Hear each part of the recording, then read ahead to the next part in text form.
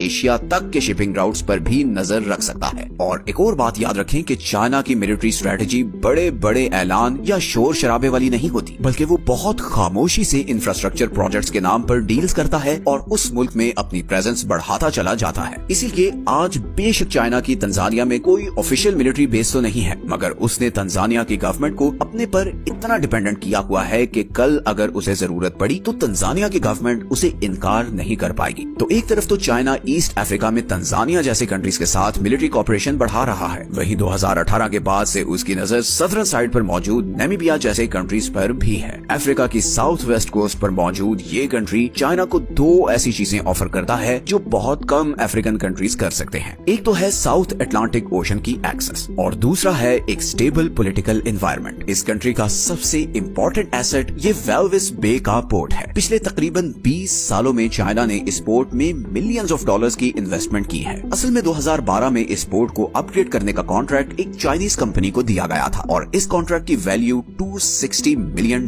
थी। अब बज़ाहिर तो ये पोर्ट कमर्शियल यूज के लिए बना है, मगर बहुत से एनालिस्ट्स का कहना है कि इस पोर्ट का भी डुअल डिजाइन है, यानी अगर जरूरत पड़े तो ये पोर्ट फॉरेन नेवल बेस में ट्रांसफॉर्म हो सकता है, क्योंकि यहाँ पर बड़े बड़े समुद्री जहाजों के लिए बर्थ हैं और एडवांस्ड किस्म का लॉजिस्टिक सेटअप है जो नॉर्मली नेवल बेसिस में ही होता है। तो अगर कल को कोई टेंशन बढ़ती है तो चाइना इस वेल्विस बे पोर्ट को फौजी अड्डे के तौर पर यूज करके अपनी नेवी को यहाँ पर खड़ा कर सकता है। And here's where it gets really interesting once again. अगर चीन ने इस वेल्विस बे और एंगोलिया में मौजूद लुआंडा पोर्ट, इन दोनों डुअल यूज पोर्ट्स को नेवल एक्सेस पॉइंट के तौर पर एक्टिवेट कर लिया तो उसे फिर आधे से ज्यादा अफ्रीका की कोस्ट लाइन का कंट्रोल हासिल हो जाएगा। ये बेसिस की एक कड़ी सी बन जाएगी जो नॉर्थ ईस्ट में जिबूटी से शुरू होकर तंजानिया से गुजरती हुई साउथ अटलांटिक ओशन तक जाएगी और इस